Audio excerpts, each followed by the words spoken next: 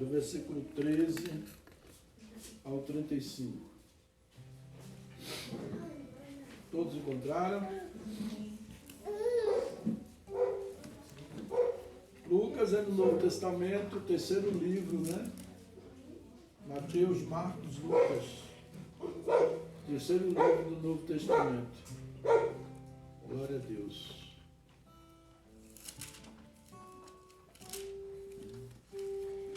Posso começar? Todos encontraram? Amém. Naquele mesmo dia, 2 deles estavam de caminho para uma aldeia chamada Emaús, distante de Jerusalém 60 estádios. E iam conversando a respeito de todas as coisas sucedidas. Aconteceu que, enquanto conversavam e discutiam, o próprio Jesus se aproximou e ia com eles. Os seus olhos, porém, estavam como que impedidos de o reconhecer. Então lhes perguntou Jesus: que é isso que vos preocupa? E de que ides tratando à medida que caminhais? E eles pararam entristecidos. Um, porém, chamado Cleopas, respondeu dizendo: és o único, porventura, que tendo estado em Jerusalém, ignoras as ocorrências desses últimos dias? Ele lhes perguntou: quais? E explicaram o que aconteceu a Jesus, o Nazareno, que era varão, profeta, poderoso em obras e palavras, diante de Deus e de todo o povo.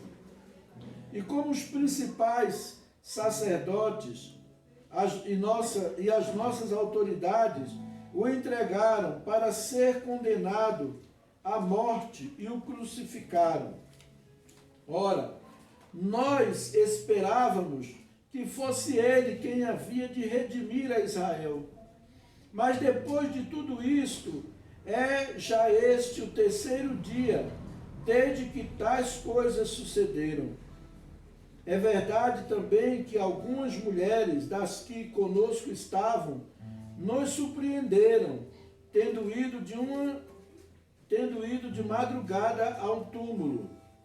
E não achando o corpo de Jesus, voltaram, dizendo terem tido uma visão de anjos, os quais afirmam que ele vive. De fato, alguns dos nossos foram ao sepulcro e verificaram a exatidão do que disseram as mulheres, mas não viram. Então lhes disse Jesus: ó nécios e tardos de coração, para crer tudo o que os profetas disseram. Porventura, não convinha que o Cristo padecesse e entrasse na sua glória? E começando por Moisés, discorreu por todos os profetas, expunha-lhe o que a seu respeito constava em todas as Escrituras. Quando se aproximavam da aldeia para onde eles iam, fez ele menção de passar adiante. Mas eles o constrangeram, dizendo: fica conosco, porque é tarde, e o dia já declina. E entrou para ficar com eles. E aconteceu que, quando estavam à mesa, tomando ele o pão, abençoou-o, e tendo-o partido, lhes deu. Então se lhes abriram os olhos, e o reconheceram, mas ele desapareceu da presença deles. E disseram um ao outro: porventura, não nos ardia o coração quando ele, pelo caminho, nos falava, quando nos expunha as Escrituras? E na mesma hora, levantando-se, voltaram para Jerusalém, onde acharam reunidos os 11 e outros com eles, os quais diziam: o Senhor ressuscitou e já apareceu a Simão. Então os dois contaram o que lhes aconteceu no caminho e como fora por eles reconhecido no partir do pão. Amém? Pai querido, em nome de Jesus, eu quero pedir ao Senhor que traga aqui neste lugar uma palavra de edificação, de exortação, de consolo para a tua igreja, Senhor. Nós estamos aqui como instrumento nas tuas mãos e que o Senhor possa, através da minha pessoa, trazer uma palavra que venha edificar, que venha ao encontro de cada coração aqui presente nesta tarde. Em nome do Senhor Jesus, em nome de Jesus. Amém, Senhor. Amém. Glória a Deus. Amados, nós vimos aqui 2 discípulos que caminharam com Jesus 3 anos, que aprenderam de Jesus, que ouviram Jesus falar que ia morrer, que iria ressuscitar, que ouviram Jesus dizendo assim: olha, vocês não vão sair de Jerusalém, mas fiquem em Jerusalém, até que sejam revestidos de poder. Então Jesus deu todas as instruções, mostrou o que iria acontecer, trazendo com clareza todas as coisas. E agora eles viram que Jesus morreu, e esse Jesus que eles esperavam que aparecesse a eles, da maneira que eles queriam que aparecesse, não apareceu. O que nós vimos aí é que os discípulos ainda não tinham entendido, apesar de eles andarem com Jesus 3 anos e meio, eles ainda não haviam compreendido o propósito de Jesus. Jesus, quando chegou, os judeus, até hoje, muitos judeus ainda estão esperando Jesus, eles não acreditam que Jesus era o Messias, porque eles esperavam um Messias que viesse e expulsasse os romanos que estavam nas suas terras, e dominasse e dissesse: agora eu sou o rei, vocês estão comigo, e nós vamos governar. Eles esperavam um Messias que viesse desta maneira. Quantas vezes nós também olhamos pelo lado humano e queremos soluções humanas para as coisas? Mas Jesus, ele veio, não veio, eles viam Jesus ali como um profeta, eles não viam Jesus como o Messias desejado, esperado. Eles não obedeceram, era para ficar em Jerusalém. Jerusalém significa lugar de paz. Emaús significa fontes de águas quentes. Eles estavam saindo do lugar de paz, do lugar de refrigério, para chorar sua dor num lugar pior ainda.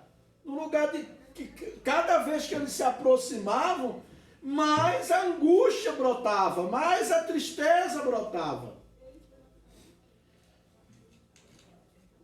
E nós percebemos algumas coisas que nós temos que entender, que às vezes as pessoas estão congregando, vêm aos cultos, mas estão como aqueles 2 homens, aqueles 2 discípulos, que Jesus se aproximou deles e eles não conseguiram discernir que era Jesus. Eles nem entenderam, só depois que eles vieram entender, só depois que... E o nosso coração ardia quando ele falava. Depois que eles vieram entender. Então tem muitas pessoas que estão assim. Em primeiro lugar, o que nós vimos naqueles homens, eles estavam com os seus olhos vendados. Os seus olhos, eles não estavam tendo discernimento. O versículo 16 diz assim: os seus olhos, porém, estavam como que impedidos de o reconhecer. Os olhos daqueles discípulos, a frustração era tão grande, porque a frustração foi grande. A frustração foi grande. Porque eles esperavam uma coisa e aconteceu outra. Quantas vezes nós não nos frustramos, porque nós colocamos o nosso coração, colocamos a nossa expectativa, colocamos os nossos esforços, as nossas energias, a nossa mente em algo, e aquilo não acontece do jeito que nós gostaríamos que acontecesse. O que acontece conosco? Nós nos frustramos, nos decepcionamos. E às vezes, assim como aqueles discípulos, Jesus está conosco naquela frustração. Jesus está conosco naquele momento de desilusão. Mas a nossa desilusão é tão grande, a nossa decepção, a nossa frustração é tão grande, mas tão grande que a gente não consegue ver Jesus.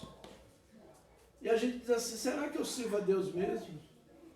Será que Jesus realmente está comigo? Será que Jesus me ama de verdade? Às vezes até o amor de Deus nós duvidamos. Até do amor de Deus. Por quê? Porque não acontece do jeito que nós planejamos, da maneira que nós acreditávamos que acontecesse. Na psicologia, isso chama muitas vezes de crenças limitantes. Nós nos limitamos a crermos de determinada forma e se alguma coisa ocorre fora da nossa crença, nós nos decepcionamos. Nós adoecemos até. Nós até surtamos e precisamos até de medicamento muitas vezes. Então aqueles discípulos estavam com os olhos vendados. Não foi permitido a eles reconhecer Jesus. E muitas vezes Jesus não deixa você ver ele. Ele está na situação e ele não deixa você ver ele. Quantas vezes na minha vida e na sua vida, nós passamos por momentos que parecia que Deus estava tão longe. E depois nós vimos que Ele estava bem ali, conosco. Quem já viu aquela história, acho que é um poema, um sonho, de um rapaz que disse que pegadas na areia. Quem já viu aquela mensagem, pegadas na areia? É muito bonita aquela mensagem, né? Então o camarada disse que sonhou e via 2 pés, né? Só 2 pés na areia. E depois ele disse, mas Senhor, onde estava o Senhor? Que eu só vi a marca de 2 pés na areia. O Senhor disse, eu estava carregando você nos braços. Não é? Muitas vezes a gente não consegue enxergar os nossos pés. A gente pensa que é o nosso, mas é do Senhor que está ali. Porque Ele está nos carregando nos braços. Deixa Jesus carregar você no braço. Você está passando por um momento de dor. Você está passando por um momento de angústia. Você está passando por aflição, por decepção, por desilusão. Deixa Jesus carregar você nos braços. Ele quer carregar você nos braços hoje. Em segundo lugar, nós vimos aqui no versículo 21 ao 23. Ora, nós esperávamos que fosse Ele quem havia de redimir a Israel. Mas depois de tudo isso, é já este o 3º dia desde que tais coisas sucederam. É verdade que também, que algumas mulheres, das que conosco estavam, nos surpreenderam, tendo ido de madrugada ao túmulo. E não achando o corpo de Jesus, voltaram dizendo terem tido uma visão de anjos, os quais afirmam que ele vive. Você vê que a angústia daqueles discípulos era tão grande, mas tão grande, que as mulheres vieram avisar para eles, disseram, olha, o Senhor ressuscitou, Ele vive, Ele não está no túmulo, aconteceu do jeitinho que Ele falou. E eles não conseguiram acreditar. Realmente as mulheres nos disseram, né, nos falaram, algumas pessoas, eles estavam tão angustiados que eles não conseguiam assimilar a ideia de que era o Senhor que estava ali, de que o Senhor havia cumprido a sua promessa, de que o Senhor havia ressuscitado e estava com eles. Você pode estar assim também. Você pode estar angustiado, você pode estar angustiada. A ponto de alguém dizer, olha, Deus vai fazer um milagre na sua vida. Quero ver. Será? Olha, irmão, Deus me revelou que vai fazer algo prepare que nesse dia você vai receber. Será eu? Logo eu. A angústia, às vezes, é tão forte, a dor, às vezes, é tão grande, que você não consegue assimilar. E ali estavam eles, angustiados. Depois nós vimos no versículo 24. De fato, alguns dos nossos foram ao sepulcro e verificaram a exatidão do que disseram as mulheres, mas não viram. Foram no sepulcro. O sepulcro estava vazio, mas não viram ele lá. Aí entra o quê? A dúvida. Será que ele ressuscitou mesmo? Será que foi isso mesmo? E muitas vezes nós perdemos a bênção porque nós duvidamos. O diabo, ele é sagaz. Ele é astuto. Deus faz uma promessa para você. Ela está perto de se cumprir, mas você deixa com que a dúvida tome conta de você. Você faz com que a dúvida atormente sua cabeça. Eu não vou. Para mim não. Para mim não tem mais jeito. Deus não está comigo. Deus não está nem aí para mim. Eu não presto. E às vezes Satanás começa a jogar sentimento de inferioridade, complexo de inferioridade. E a pessoa começa a ela mesma se sentir uma pessoa que não vale nada. Que Deus não vai querer amar uma pessoa do tipo dele. Eu já passei por essa situação. Já andei por essa estrada. Pelo pântano, né? Eu chamo de pântano. Já andei por ele. Conheço ele muito bem. Então, meus queridos, eu quero dizer para você, no momento de angústia, no momento de desilusão, no momento de expectativa frustrada, no momento em que você aguardava que algo fosse acontecer, que tudo, agora sim, agora mudou, agora meu marido ficou realmente um homem de Deus, minha mulher agora ficou a mulher de Deus, agora eu consegui o emprego dos sonhos, agora eu estou realizado. Aí vem um acidente, uma tragédia, acontece algo. Aí você joga tudo pro ar e diz assim, Deus não está comigo, Deus não está me vendo, Deus desistiu de mim. Eu gosto muito da história da casa construída na areia, a parábola. Quando fala que um construiu a casa na areia e o outro construiu a casa na rocha. Veio a tempestade.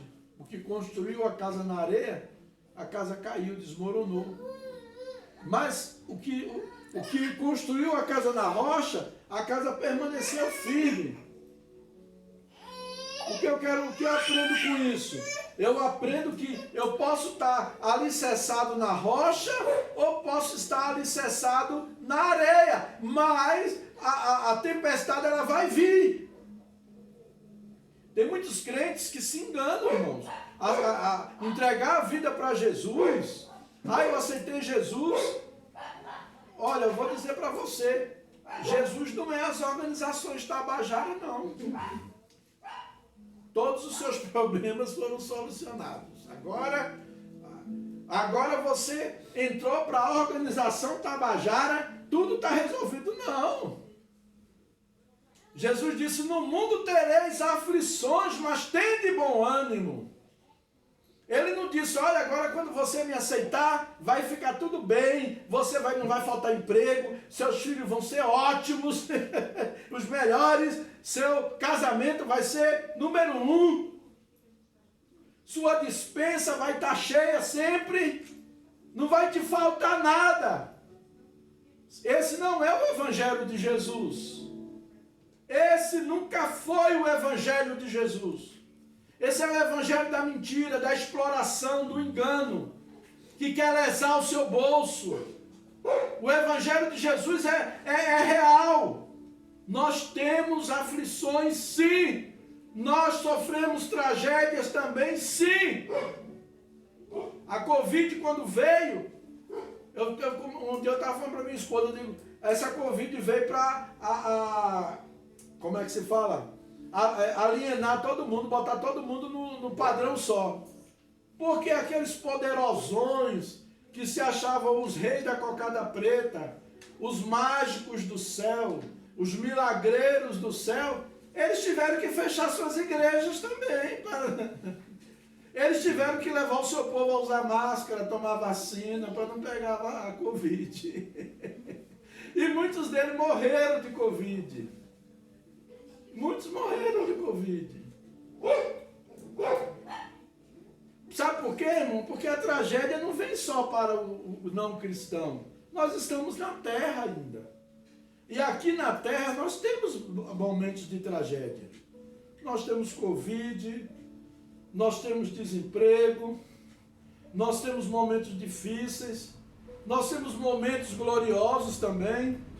Eu me lembro que quando nossa moeda foi o plano real, quando surgiu o plano real, eu jubilei de alegria, que maravilha! A nossa moeda está equiparada ao dólar pela primeira vez na vida. Nós tivemos esse momento de glória já. Então, amados, quando vem para bons, a Bíblia diz que o sol brilha sobre os bons, sobre os maus, a chuva cai sobre os bons, sobre os maus. Uma vez eu fiquei triste, eu chorava, eu falei, Deus, eu conheci um cidadão, eu tinha na época 19 anos, e eu falei, Senhor, aquele homem ali, eu já estava errado porque eu estava apontando a vida dos outros, né? Aí eu, Senhor, aquele homem é prostituto, tem não sei quantas mulheres, é um bebarrão, e aquele homem ganha dinheiro tão fácil, é um homem tão rico, tem tanto dinheiro, e eu aqui teu servo, o fariseu, eu aqui teu servo, que oro, que jejum, que evangelizo, que ganho almas para ti, passando dificuldade andando de ônibus. Aí Deus falou para mim assim, você quer sentir o que ele sente? Na hora eu caiu a ficha, eu falei, não, senhor, não quero não. Eu não sei nem o que ele sente, mas eu não quero. Esse senhor morreu tem pouco tempo, pobre.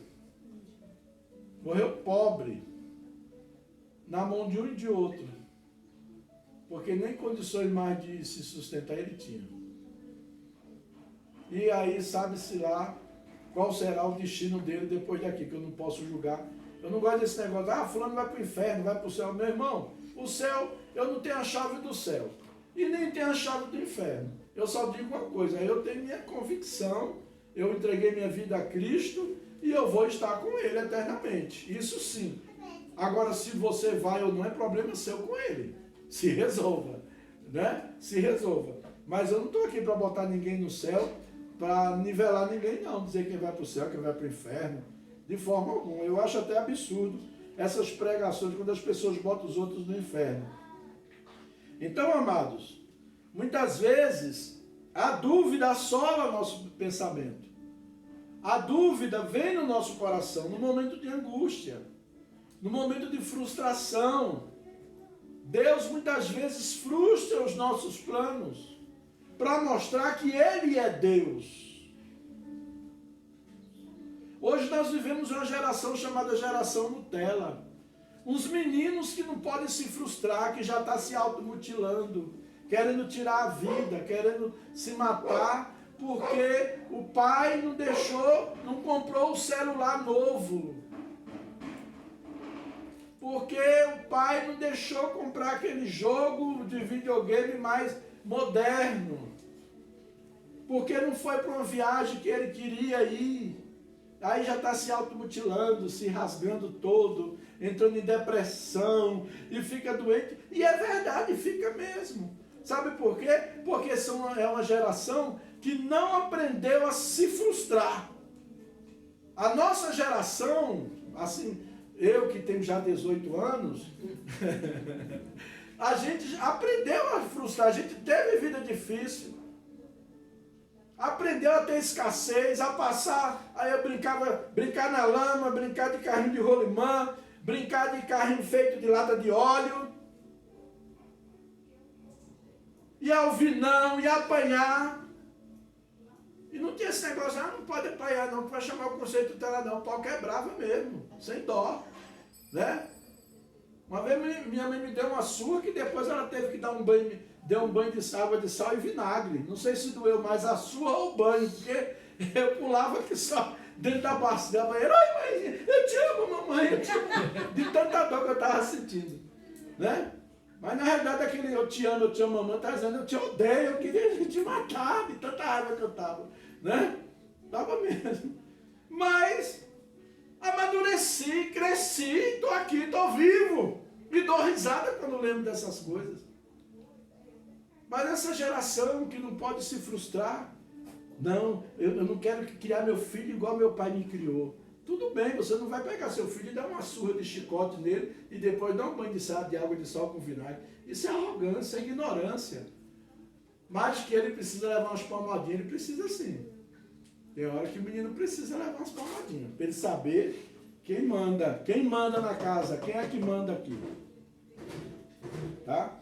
Então, a frustração, muitas vezes, nos leva à dúvida, a duvidar do amor de Deus, do perdão de Deus, do cuidado de Deus por nós, da bondade de Deus.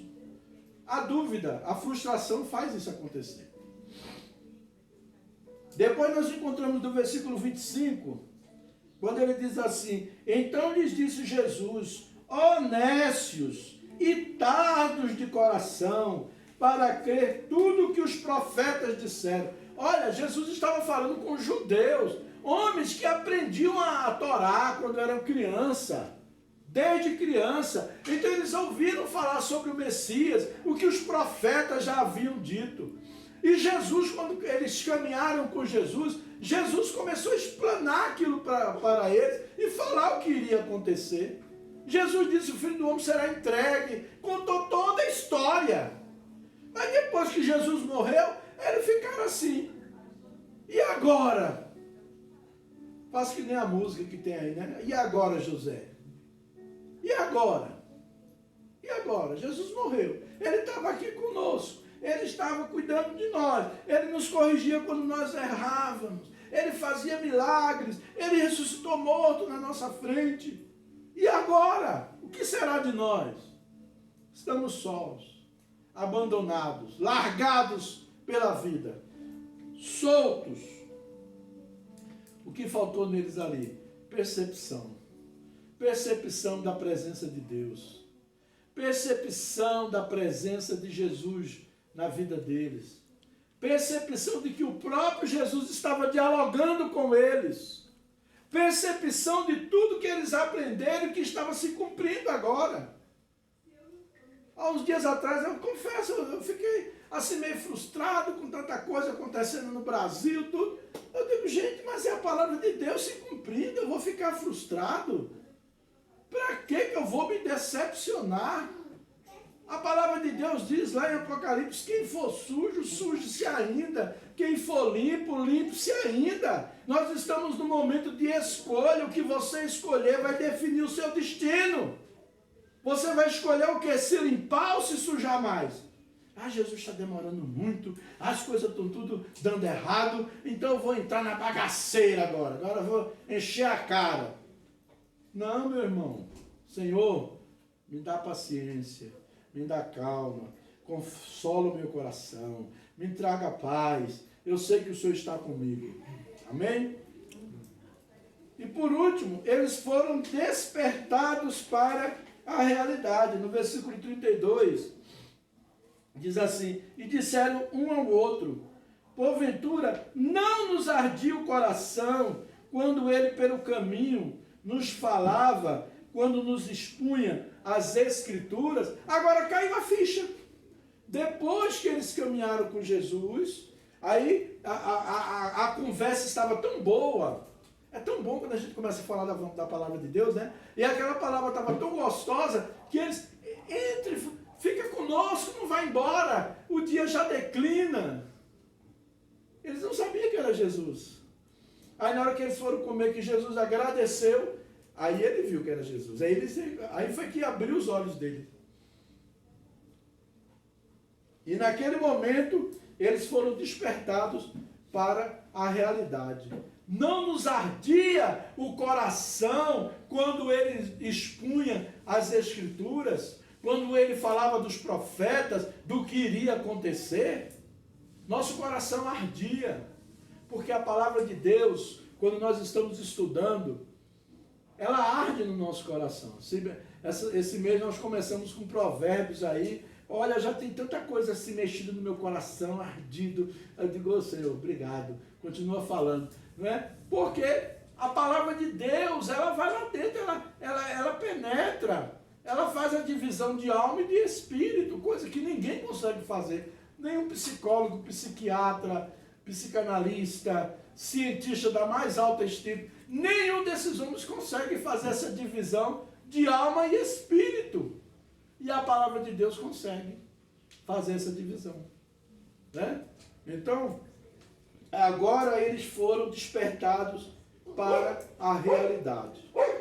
Amados, e eu quero dizer para você, se você está passando por alguma coisa, seja qual for a situação que você estiver passando, eu quero te dizer, a palavra de Deus diz, todas as coisas contribuem para o bem daqueles que amam a Deus e que são chamados pelo seu propósito. Você foi chamado por Deus? Você ama Deus de verdade? Você ama Jesus? Então tudo que está acontecendo na sua vida tem um propósito. Se você está prosperando, Deus tem um propósito. Se você, aparentemente, aos olhos humanos, não está prosperando, Deus tem um propósito. Para tudo, Deus tem um propósito.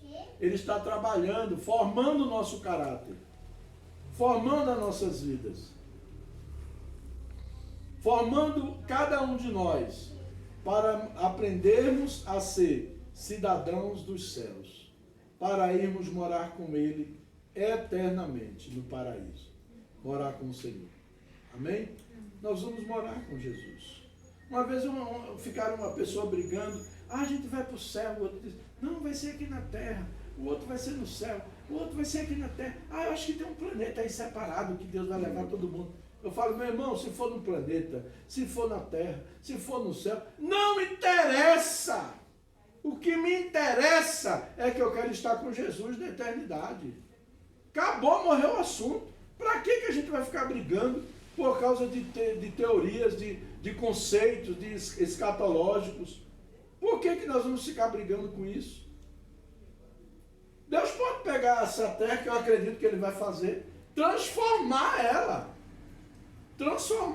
e fazer um novo céu e uma nova terra, conforme Ele diz na sua palavra. Um novo céu e uma nova terra, onde habita a justiça. E o governo será do Senhor. O Senhor estará governando. E nós seremos os seus súditos. Então Ele está me preparando a mim e preparando a você. Às vezes você está aqui, se acha tão insignificante, tão... Ai, Senhor, eu sou tão pequenininho, né? Não que pense assim com complexo de inferioridade, mas que você às vezes se acha pequeno. Eu quero dizer, lá no reino de Deus, eu não sei o que você vai ser. Às vezes eu estou aqui, eu faço que nem a história, né?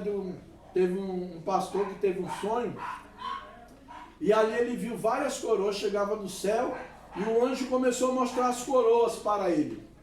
Aí tem umas coroas com as pedras bonitas, umas com mais pedras, outras com menos. E ele viu uma bem bonitona lá. Ele disse, eu não vou nem perguntar que eu sei que aquela ali é a minha. Olha, eu não vou nem perguntar que eu sei que aquela ali é a minha. Aí começou o anjo, né? Aí ele, e essa coroa aqui, essa é do fulano. E aquela ali? Ah, tá. E essa aqui?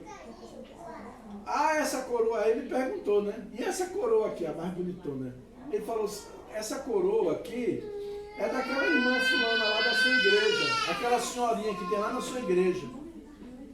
Aí ele falou, mas como que essa coroa pode ser dela? Se ela mal abre a boca, ela chega lá, se ajoelha, depois fica sentadinha ali, quietinha, termina o culto, ela vai embora, E como essa coroa é dela? Aí o anjo falou assim, essa coroa é dela, sim. Sabe por quê? Porque enquanto você está lá no púlpito se exaltando, se achando bambambam, ela está lá orando por você, dizendo, Senhor, tem misericórdia do meu pastor. Senhor, tem misericórdia do meu pastor. Guarda o coração dele, tira a vaidade do coração dele. Por isso que aquela coroa era da mulher. Então, meus amados, não é pelo que nós fazemos, pelo tanto de coisa que nós fazemos. É a motivação com que fazemos. Ah, eu vou ganhar almas para receber galardão no céu. Não, eu vou ganhar almas porque eu quero ver as pessoas entrarem na eternidade comigo. Eu quero ver as pessoas conhecerem a Jesus. Eu vou ajudar as pessoas porque eu quero o bem das pessoas. Não porque eu estou querendo fazer barganha com Deus. Não porque eu quero algo em troca. De maneira alguma. Eu vou ajudar as pessoas porque eu fui chamado para fazer isso.